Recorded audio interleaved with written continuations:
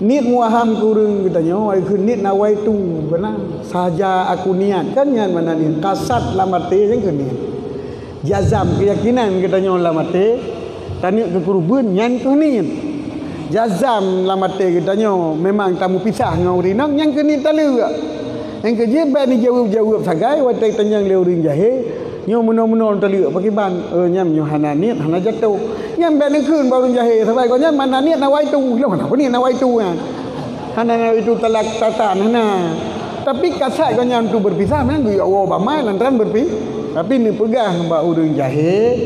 nyam yo yo bama nyang kala pai talu asaina musre la ngate tanyo hana li permoh nyam ka jatuh talu nyam mana ni berpegah-pegah tagai munyo nan ni jatuh nya enggak awal je lah tu malam lah aku ni nawaitu cukup payah mata jawabnya so bahaya gitu tu masalah tantu malik hang anda jawabnya telefon mana kata telefon hang anda jawab ni ba ulama yang tahu ni ba urang keun ni pendengar sinan yang putus hukum sabab pakan sabab urang malik biasa ali malik telah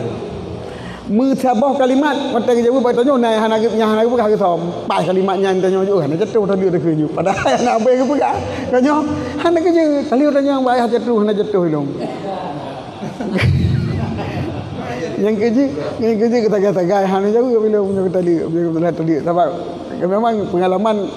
awal kata di pengai ya baik tanya kan tanya pada kunci hang jatuh tadi tanya pada kunci hang jatuh betul tapi saya kamu naik tanya kan lagi tanya pada kunci batas awam ya dino batas awam ram awam ayo memang budu hang ada pu bibitnya kan awam